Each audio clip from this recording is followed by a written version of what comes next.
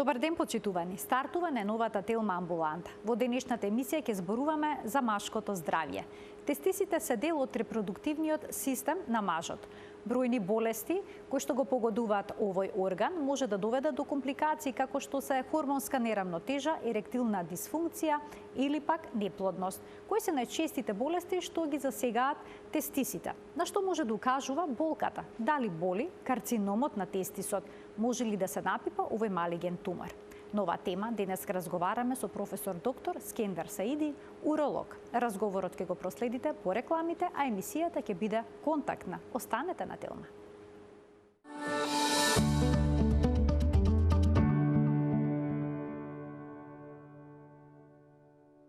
Кои се најчести болести на тестисите? Ќе го запрашаме професор доктор Скендер Саиди, уролог од Универзитетската клиника за урологија и председател на Македонската асоциација на уролози.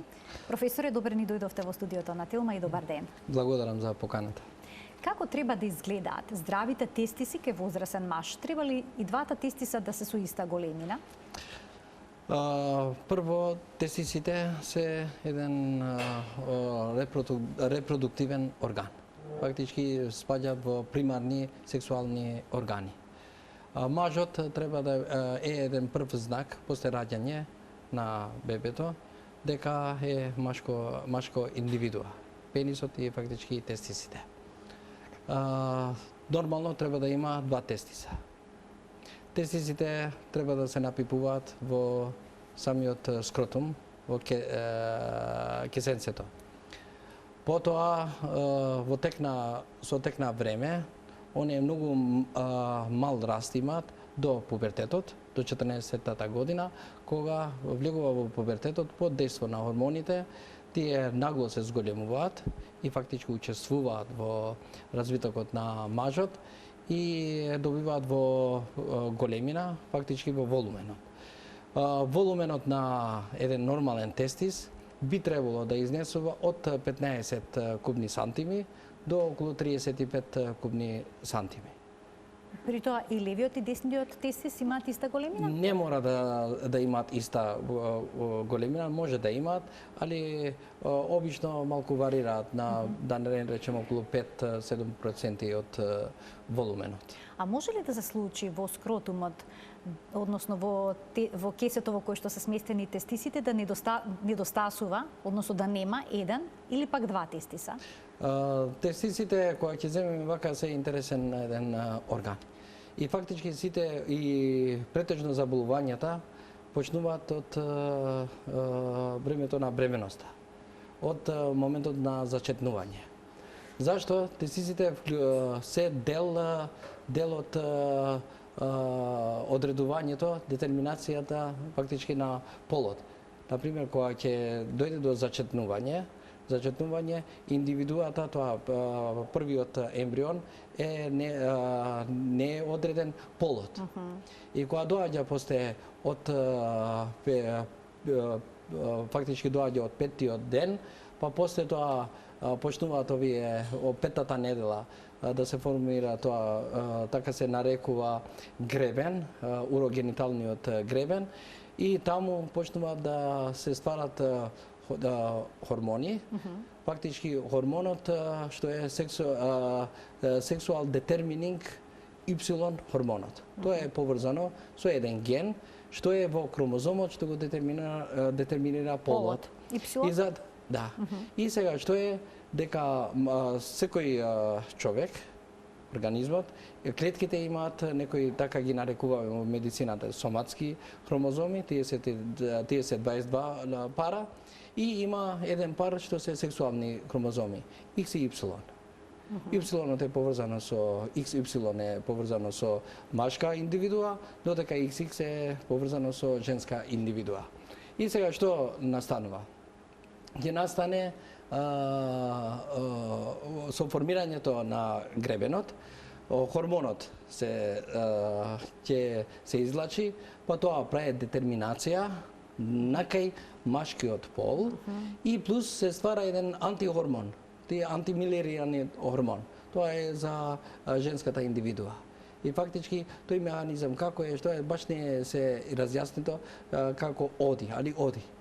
на тоа до детерминација дали ќе биде машка индивидуа или женска индивидуа. Сега овде треба да се побара една патологија што е поврзана со хромозомите. Зашто? Нормалниот индивидуа, нормалниот кариотип, тоа се нарекува кариотипот со хромозомите. 22 типа пара соматски и еден сексуален.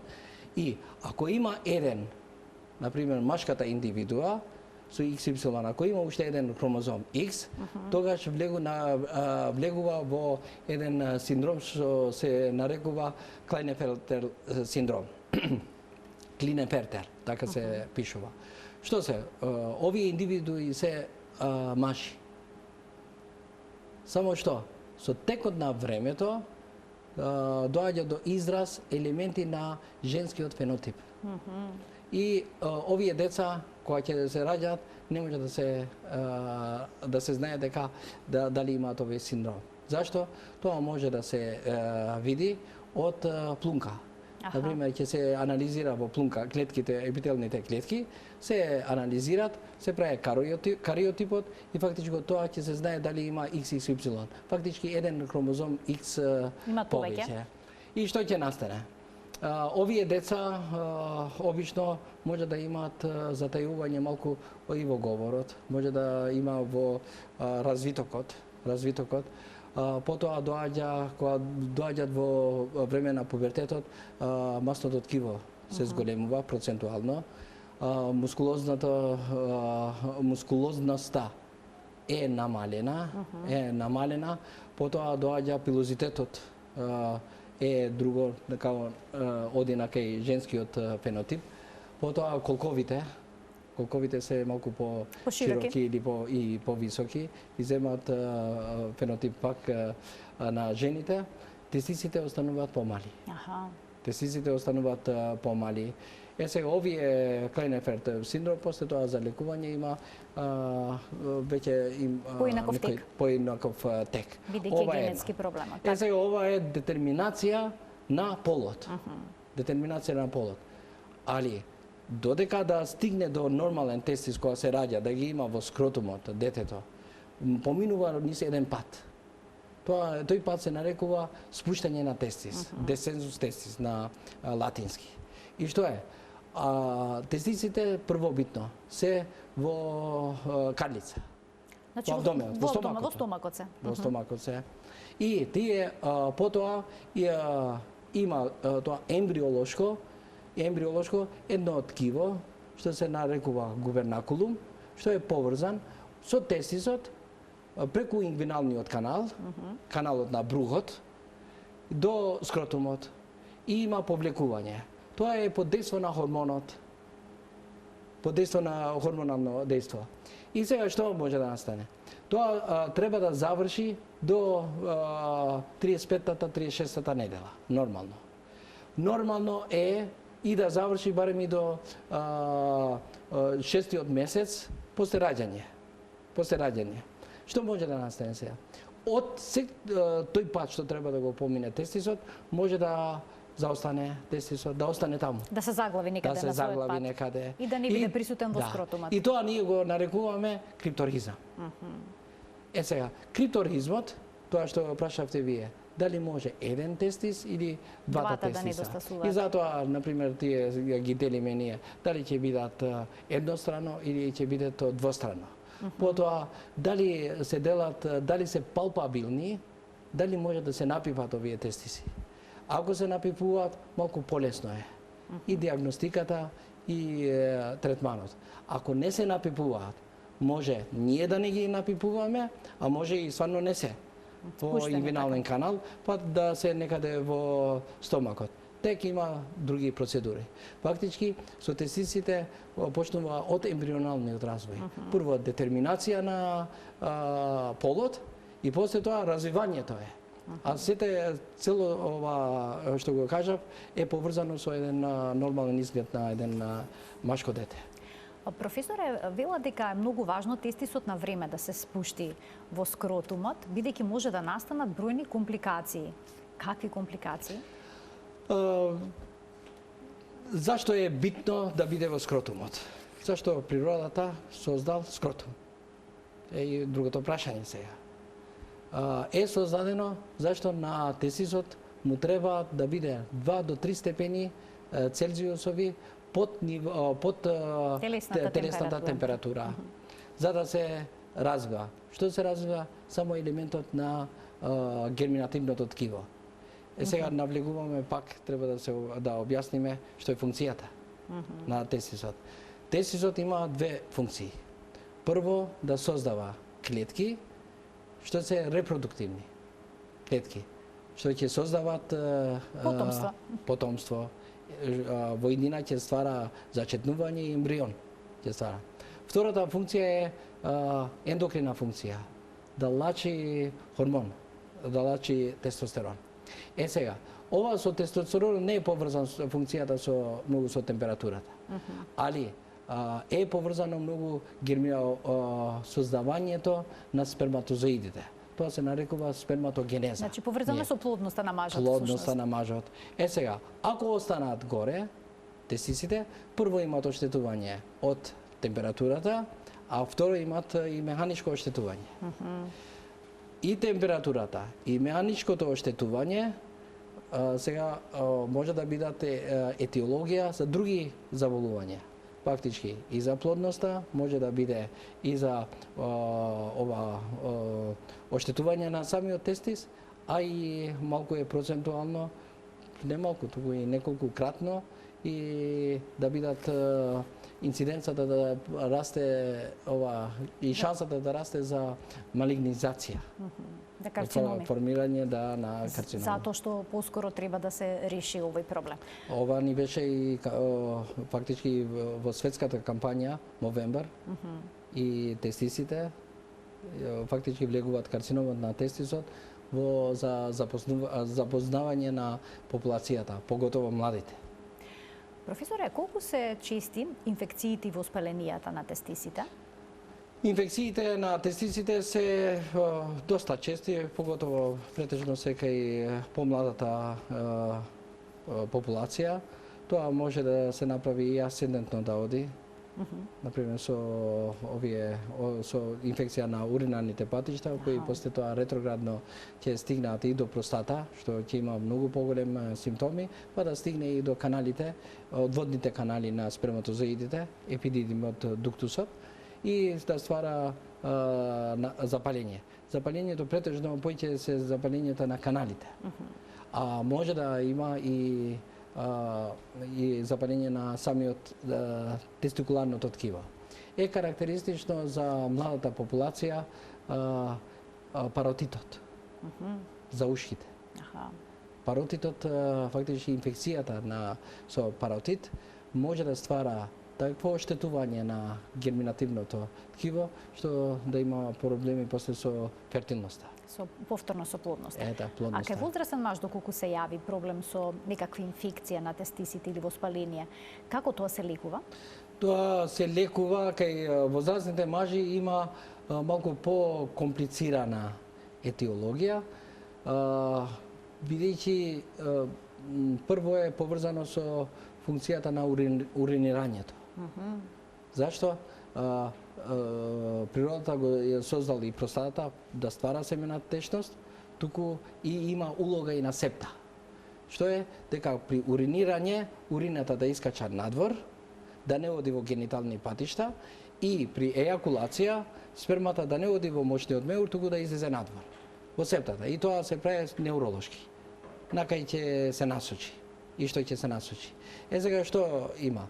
Кога има обструкција, субвезикална обструкција, може да навлезе урината во гениталниот тракт.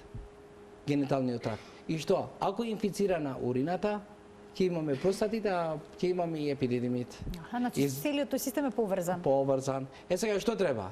Треба да се лекувањето. Да, ако можеме да докажеме инфекција со уринокултура, тоа е битно, да се дават антибиотици, но и да му помогнеме на уринарните патишта полесно да се празни и ние даваме тогаш лекови тие што се за простата алфа блокатори Да се прошират да се каналите? прошират за да нема враќање на урина во гениталниот систем.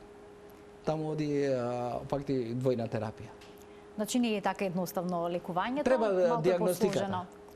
Секаде Да е се утврди диагностиката. причината што довела до Причината проблемот. прво е причината. Ако не знаеме причина, не можеме и друштвото не може. Ако не ги знаеме причината на проблемите, не можеме да ги средиме.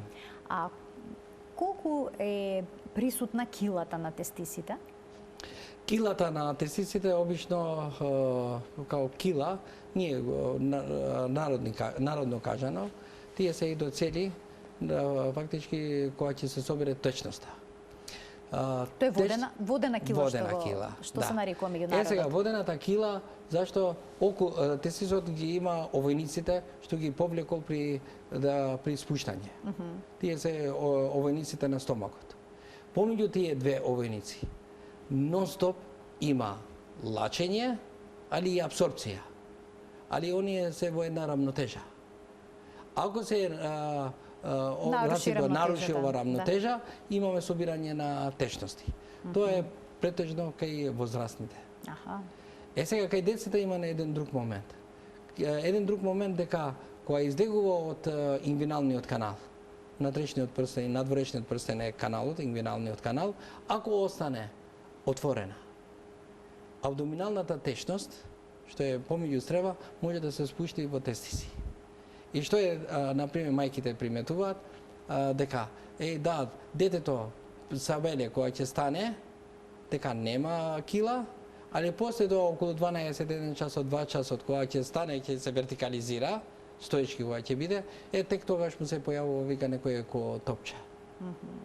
Овие фактички, да ви кажувам, до сами се затварат, до 18 месеци, претежно 90% сами. Ако персистираат понатаму и енормно се зголемуваат, тогаш се оди на оперативно. А кај мажите, возрастните мажи, доколку се јави овој проблем што го споминавте? Овој Каков проблем, третман бара? овој проблем е кај мажите не е баш и редок, е чест проблем, али спаѓа во бенигни заболувања. И лекувањето е исклучиво ако се постави индикација за оперативно лекување, тогаш фактички е само оперативното лекување. Нема друг начин на лекување. Да се реши проблемот. Само што мала количина или умерена количина, ако не му пречи на пациентот, на лицето, тогаш нема потреба и да се оперира. Оние се оперираат претежно естетски и ако му тежи. Тек тогаш, например, ќе одат и кај урологот и ќе се постави индикација за оперативно лекување. Професоре, а на што се може да укажува болката во тестисот, силната изразена болка? Силната болка пак сега е поврзано со возраста. Со возраста. Кај децата. Обично поради подолгиот, така мезоепидидим, ние викаме, каде се и мезотестис, каде се поминуваат крвните садови и каналите помеѓу самиот тестис и одводните канали на тестисот, ако е малку подолг која опашка, може да се уврти. Самиот тестис после тоа е као една опашка. Преку таа опашка поминуваат крвните садови, лимфните садови, нервите. И со тоа се храни тестисот. И може да настане увртување околу осовината. Самото увртување околу осовината прво ќе се поремети циркулацијата. И што? Нема да има исхрана. Кога нема да има исхрана, фактички ако трае подолго време, тоа ќе настанат и други оштетувања. Ова се нарекува торзија на тестис. И тоа е ургентна состојба. Тоа е ургентна состојба. Тоа треба да се реши хируршки за 3 часа. Сега што е? Кога ќе стигне кај урологот, не е тоа грешка, треба прво да се проба мануелно. Мануелно хирургот, урологот проба и тоа има едно така правило на отворена книга. Левиот тестис да се отвара као што се отвара книгата, да се уврти на левата страна, десниот на кај десно. Да се отвара. И првиот симптом е што детето ќе каже: "Еј, немам сега болка." Тоа не оди 20 секунди, пола минута и исчезнува болката. Ако е направено деторквација. А ако не е направено деторквација, болката е неиздржлива. Например, детето ќе писка, многу е вознемирен, е болно на допир. А кај возрастните може да се јави ваков проблем? Може да се јави и кај возрастните, само што кај возрастните е многу поредок случај. А дали болката Да. Повелете. Може да биде, например, и ова болка некојаш да се појави па после да исчезне. И да има, например, парцијално торквирање или враќање. Сега пак и овие имаат индикација да се оперираат и фактички треба да се фиксираат тие за кожата. Многу е битно диагностиката. Сега имаме среќа, уролозите и со тоа и населението, зашто имаме одлична метода, неинвазивна метода, ултрасонографија. Ултрасонографија со доплер. Со доплер. За да се следи крвните садови, да, крвните садови, циркулацијата. Кога ќе има циркулација, немаме ние, например, гајле. Ако има циркулација, можеме да следиме, може да планираме, стигаме до диагноза. Сега има една група на друга болка, што претежно на мажите, сега на младите.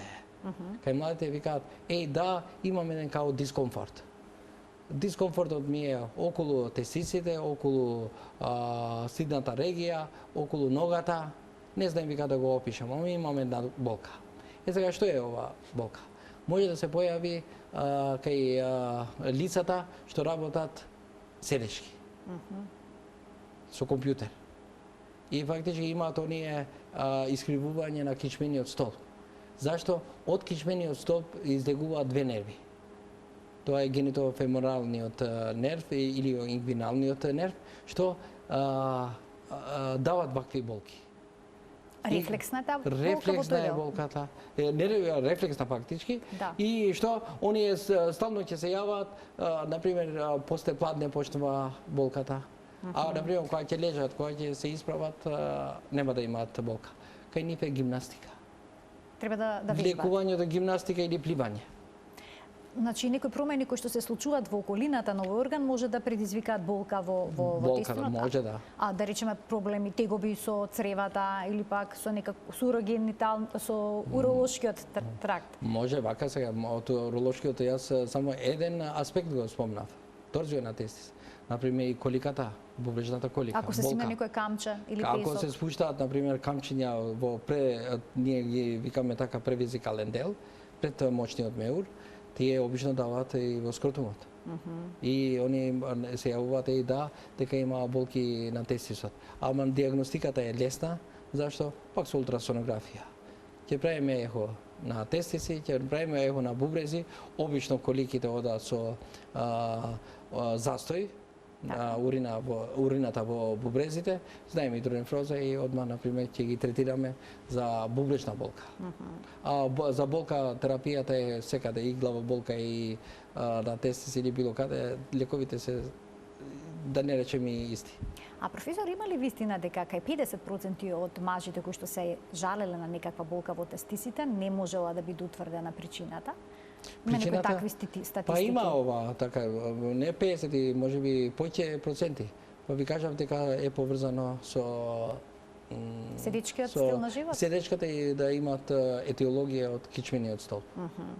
А кога зборуваме за скротумите, зошто се смета за проблем ако таму има зголемена и проширена вена? Вака, сега, проширените вени, тоа е повеќе поврзано со левиот тестис. Значи, левиот тестис почесто заболува од одредени болести во споредба со десниот? Не, само со вените. Кога станува збор за вените? Само за вените. Зашто? бидејќи дренажниот систем на левиот тестис се одвива преку левата бубрежна вена. Има уште две агли додека да се празни во главното стебло. Левата вена. Вените на левиот тестис. Додека десниот тестис фактички одат директно во главното стебло. И нема зголемен притисок. Кај од левата страна, поради и так пак ќе одат и генетски причини, може и некои, например, и стоечки положби, и да дојде до проширување на вената. Проширувањето на вената, што ќе се спои со бубрегот, фактички дисталниот дел има сплет на вени. Од сплетот на вени се ствара една вена, една или две вени. Сега, овој сплет на вени се нарекува варикоцела. Варикоцелата што прави? Природата создал скротум да биде тестисот на 2-3 степени под телесната температура. Овде самите вени делуваат као радиатор. Го загреваат тестисот. Го загреваат тестисот. Со загревањето имаме пореметување на сперматогенезата. Значи на плодност, на фертилност, така мажот. Така. Кога ќе утврдите ваква состојба, веднаш тргнувате кон лекување или не? Не тргнуваме пак директно на лекување. Прво треба да се знае дали има проблеми со тоа. Кој степен се, бидејќи се делат во 4 степени варикоцелите. Потоа, во кој момент се јавува. Например, има вени. Дали има некои тестови Валсалве, ние викаме. При зголемен абдоминален притисок или во стоечка, колку проценти се зголемуваат, се прошируваат повеќе тие вени. Фактички тоа ни кажува дека да има враќање на крвта од телото. И затоа не сите се лекуваат. И ако има сперматогенезата, ако е пореметена, тогаш има индикација за лигирање, тоа е хируршко, има неколку начини на лигирање. Сега колку е ефикасноста? Ефикасноста пак сите литератури во светот укажуваат дека 50% се. Не дека ќе се оперираш и ќе се заврши проблемот. Ќе се заврши. 50% имаат придобивки од операцијата. Кај останатите се враќа проблемот? Не се враќа проблемот, туку не се подобрува сперматогенезата. Бидејќи тоа сперматогенезата е трајно. Сперматогенезата е еден комплексен проблем. Не е побрзано само со тие фактори ние што ги знаеме. Температурата, некои хормони. Туку има таму е и имуниот систем. Професоре, можат ли мажите да забележат, да почувствуваат на некаков начин дали има таква проширена вена кај левиот тестис? Обично да. Оние можат при туширање. При туширање оние, например, ќе приметат дека левата страна е поволуминозен. И кога ќе напипат, тестисот изгледа нормален, напипање, али над тестисот ќе напипуваат ко грозасти формации. И оние, например, ќе ги фати паника. Ако не треба да ги фати паника, еден уролошки преглед на ехо се потврдува. И ќе се го кажува дека што е. Ова е за левата страна. Дали може десно? Може и десно. И на десната може да се прошири. Да, може да има и десна. Само што десно пак ќе се види тоа Валсалве дали ќе биде позитивно, тоа е едно. И ако има и од десната страна варикоцела, некоја изразена варикоцела, треба да се испита и кардиолошки пациентот и треба да се испита дали има зголемен венски притисок во главното стебло што ја враќа крвта од долните екстремитети према срцето. Значи тоа може да укажува и на некои посложени здравствени тегови. Другите. Ќе ги вклучиме гледачите од овој момент, почитувани емисијата е контактна. Што доколку тестисите не излачуваат доволно машки хормон, односно тестостерон? Како тоа се утврдува и кои симптоми ќе се јават за да се направи едно такво исследување? Пак ќе се враќаме тоа во ембриогенезата. Еве тоа Клинефертеров синдром. И фактички имаме таму, например, намалена количина на тестостерон поради X хромозомот. После тоа има еден друг синдром, тоа е регресија, testicular regression, така се вика, дека има агенезија.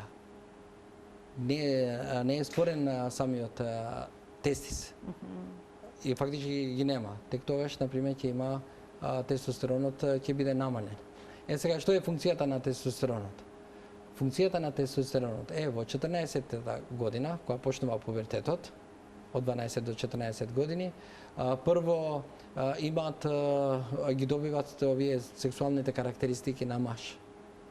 Почнува гласот да биде... Да мутира. Така, да мутира. Потоа почнува косматоста, блакнестоста. Потоа има мускулноста, силата. Добива мажот некои поагресивни некои карактеристики. Тие се секако хормонални. Претежно потоа што има потврдено е дека на 45-тите, 50-тите години тоа доаѓа во израз бидејќи физичката сила се одржува. Сега има една друга состојба која почнува од 35-40-тите години да се намали тестостеронот. Тоа е физиолошка состојба. Почнува да се намали тестостеронот и стално го поврзуваат, како се зголемува простатата, се намалува и тестостеронот. Фактички, оние се поврзани со возраста. Слично на менопаузата, андропауза, така, ако не се лажам, се нарекува. Да. Сега, што е? Се намалува тестостеронот. Тоа се вика late onset hypogonadism, лох. И што е? Дека пациентите кои доаѓаат кај урологот, треба во анамнезата, освен овие за простата симптомите, да се побарат и за како е состојбата со сексуалниот живот. Кај нас е се уште табу тема. Например, кога доаѓаат во амбуланта, ќе и прашаме ние еднаш, да, како си со сексуалниот живот? Првиот преглед ќе рече, не, немам воопшто проблеми, не кажува. После една недела пак ќе дојде, ама докторе, ме прашавте нешто за сексуалниот живот. Имам малку проблеми. И викам, што проблеми имаш? Хич немам односи. Сега дојде од немам проблеми до ич односи. Зашто не ми кажа? Вика, срам. Се уште е табу. А тоа, например, многу лесно ќе се потврди, ќе се земе лабораторија, тестостеронот, нивото на тестостерон, тоа треба да се земе од 7 часот до 11 часот. Зашто? Нивото е поврзано циркадијално, со часот, со времето е. Не е иста концентрацијата во 5 часот или концентрацијата во 4 послепладне. Потоа, при оваа состојба, треба да се испитаат и други гормони, пролактинот. И пролактинот има механизам што делува во сексуалниот живот. Потоа имаме и две овие други, лутеин хормонот и фоликулостимулин хормонот. Тоа ќе ни кажуваат индиректно за функцијата на тестисот. Дека дали има хормонална активност, дали има клеточна активност со сперматозоиди. Доколку има некакво нарушување, претпоставам дека ендокринолошки третман постои, може да се зема тестостерон? Може да се зема тестостерон. Светот ги третира овој синдром на late onset hypogonadismот. Светот го третира зашто? Бидејќи не да направи од мажите супермени. Не е тоа целта. Туку тие се физички појаки. Кога се физички појаки, оние се и работно способни. И оние може да сакаат да работат, да стигнат на 75-80 години, да стигнат да бидат физички активни. А не дека ќе дојдат до 65 години, јас сум стар и со мене заврши работата. Не е завршена работата, туку треба да се испита. Потоа е потврдено дека тестостеронот, нивото на тестостеронот делува и во крвниот притисок, делува во диабетот, делува во метаболизмот на маснотиите. Фактички тоа метаболниот синдром, интернистите го знаат. Повеќе тоа е често поврзано со Нивото тестостеронот. на тестостеронот. И фактички треба да се субституира, има субституција. Едина контраиндикација е неоткриен карцином на простата.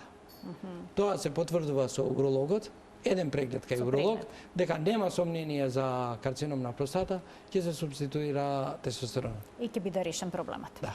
Ајде сега да проговориме, споминавте карцином на простата, но се јавува често пати и карцином на тестисите и тоа е болест која што е карактеристична за помладите мажи. Обично на која возраст ја детектирате и ја диагностицирате оваа болест, малигна? Туморите на тестиси се така и ги делат и препубертетски и послепубертетски.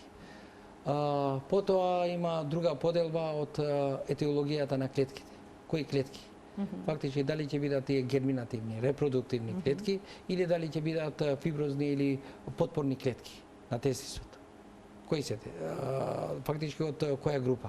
И затоа се делат на герминативни и негерминативни тумори. Сега туморите може да бидат кај детската возраст, почести се туморите што се поврзани со ембриогенезата. Фактички има јолксак тумори што се појавуваат. Не се премногу чести, али треба да се знае дека се појавуваат. Сега, кога почнува репродуктивниот живот, фактички кога почнуваат да созреваат сперматозоидите и да се продуцираат сперматозоидите со сперматогенеза, се зголемува бројот на карциномите. Колку изнесува инциденцата? Инциденцата изнесува во сега светски рамки од 4 до 10 случаи на 100.000 мажи. Кога ќе земеме тоа на 5 годишна, доаѓа околу 300 преваленцата. Колку има со карциноми, околу 300 случаи има на 100.000 мажи. Тоа не е мала бројка. Воопшто. Така на 5 години. Сега овие се напипуваат ли, доктор, овие тумори во тестисите? Туморите? Да. Туморите, пак ќе ви спомнем во кампањата, тоа го кажавме, само контролата. Само преглед. Како кај жените што се препорачува само преглед на дојки, исто така мажите треба прават само преглед на тестисите. И кога се прави при туширање најдобро. Зашто топлата вода ќе испушти тестисите, ќе се стопли телото. Се спуштаат и тестисите и се напипуваат као или грудва или некоја тврдина. За да ги разликува овие, сите млади треба да се едуцираат како изгледаат прво нормални тестиси. Добро е тоа да се знаат, например, со слики, дека како не изгледуваат, дека треба да бидат површината гладки. Некогаш кога ќе напипуваат нешто, најдобро е да одат кај урологот да расчистаат со себе си, не да влегуваат во филмови. Да ги мачи не да ги одат чички. И да барат на интернет. На интернет. И после тоа влегуваат во филмови, ја имам ова, ја имам тоа, ама зашто ова, тоа. И доаѓаат, например, ќе напипуваат нормални делови на каналите, да, имам јас тумор. Ќе дојдат ова и се расчистува дека нема најнапред треба се запозната анатомијата. Анатомијата. А тоа е многу лесно со неколку слики и кога ќе напипа, дека има глаткост, дека нема некоја тврдина, дека нема тумор. Туморите обично одат потврди, стануваат, имаат еден осет дека од таа страна тестисот е малку потежок. Тежина се чувствува. Тоа тежина имаат. И фактично тоа е еден субјективно, али многу добар знак. Бидејќи некојаш може да не напипуваат, али осеќаат тежина. Дека да дестинот тест. Тоа ќе се исклучи со еден ехо, се исклучува туморот. Доколку биде диагностициран проблемот на време, какви се шансите за излекување? Сега во современата урологија има такви убави, такви добри овие третман за тестиси. Жално е луѓето да си закаснат за лекување. Така, но и ја најдов некој податок, вели секој пети маж, ако не се лажам, доаѓа на преглед откако ќе биде проширена болест, односно откако ќе се јават метастази. Да, секој пети пациент со рак на тестис се јавува на лекар откако ќе се јават метастази. Сега метастазите малку потешко се откриваат кај тестисите, бидејќи прво одат во стомакот, во вид на ждезди, па тек после ќе одат и во медијастинумот или и на плуќата, или во другите делови. За лекувањето. Ако се откриваат на време, додека се ограничени само на тестисот. Да не речем, ама приближно и 100% се излечливи.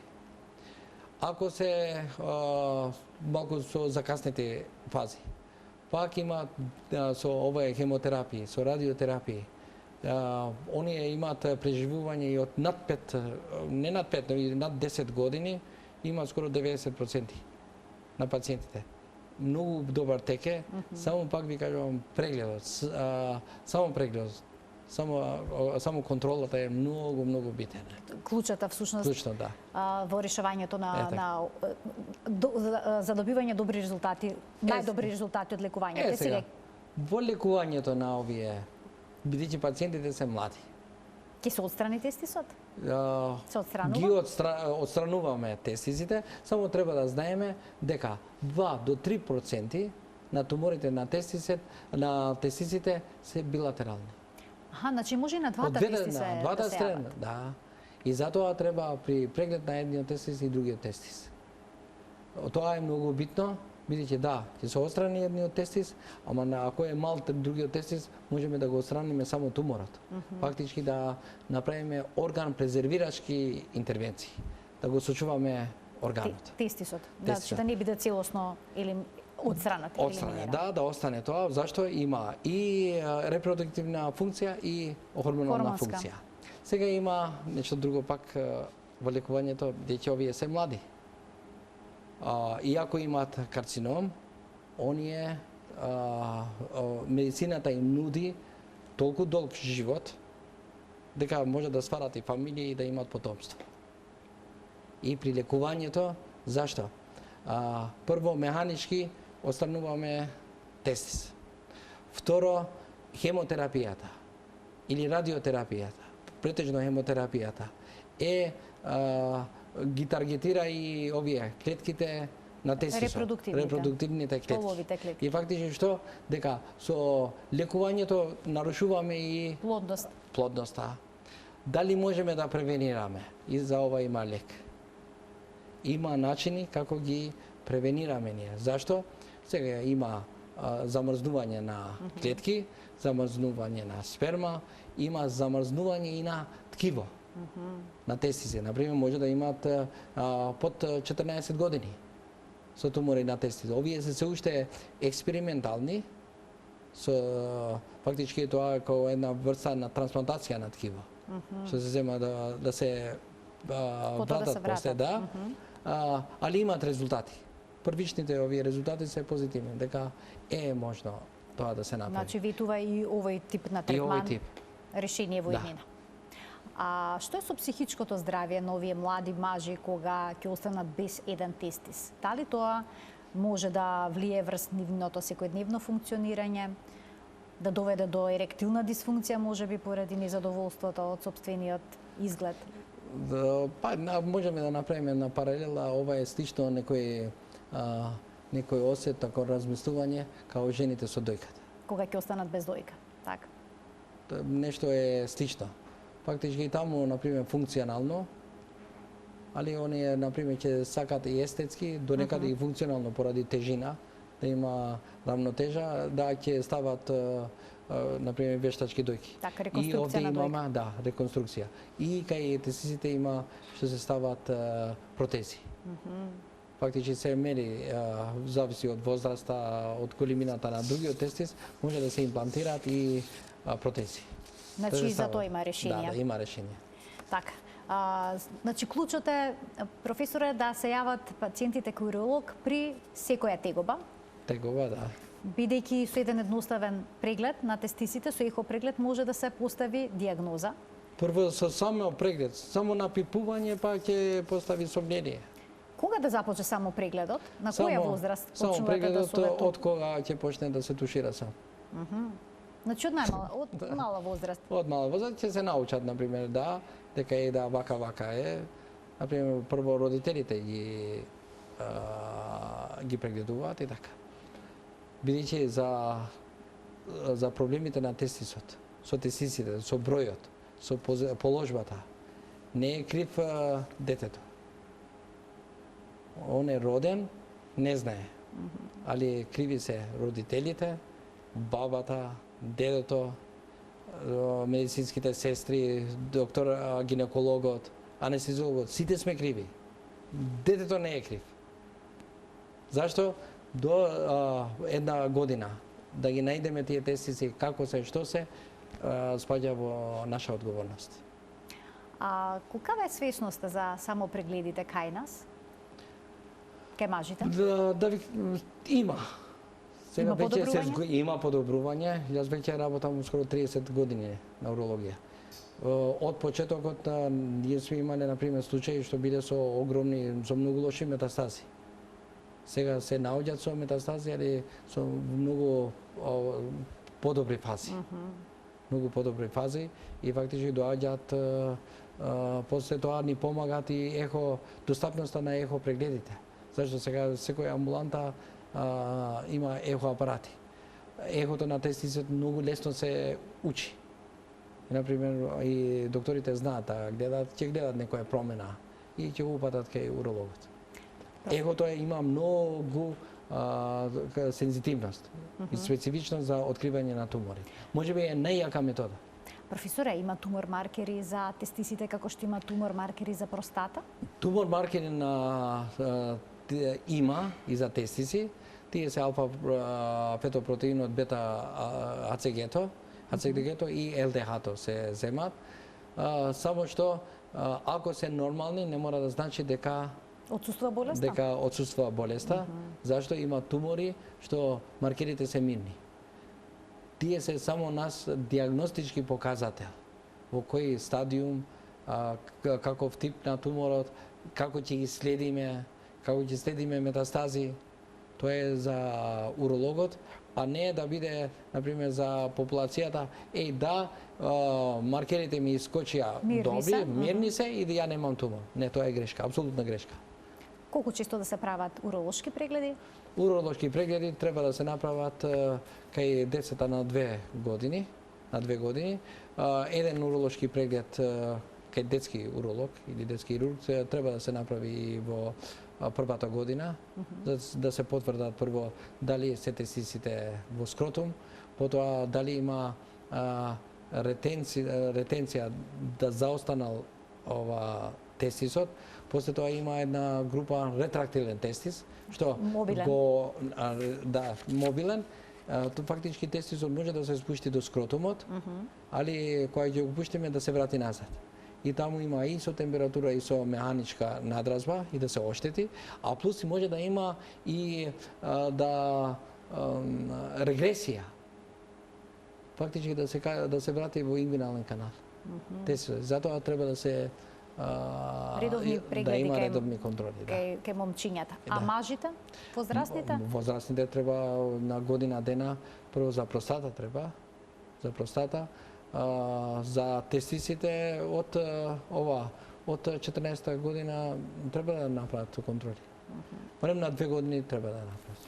Професор, ви благодарам многу за вашето денешно гостување во Телма амбуланта и што дадовте бројни насоки поврзани со болестите на тестисите. Благодарам за поканата уште една. Почитувани, ова беше се во денешната емисија. Ви благодарам за вниманието со кое што и денеска не следевте. Ви посакувам пријатен ден.